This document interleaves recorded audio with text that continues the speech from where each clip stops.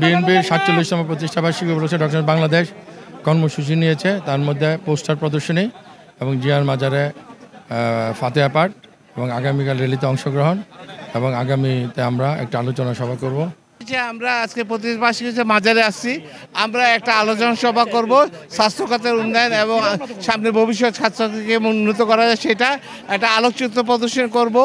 পাশাপাশি আমরা যে আমাদের র্যালি কালকে যে র্যালি হবে সেটাতে অংশগ্রহণ করব। বাংলাদেশ জাতীয়তাবাদী দল বিএনপির ৪৭তম প্রতিষ্ঠা বার্ষিকীতে আমাদের দিনের প্রথম কর্মসূচি ছিল শহীদ রাষ্ট্রপতি জিয়াউর রহমানের মাজারে পুষ্পস্তবক অর্পণ।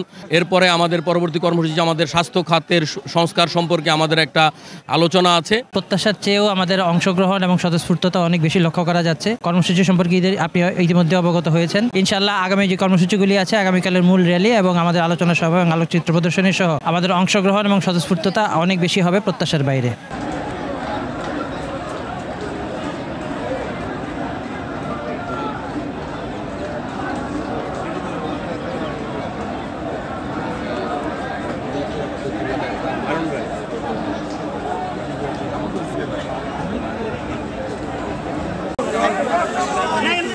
ওইখানে ঠান্ডা আছে।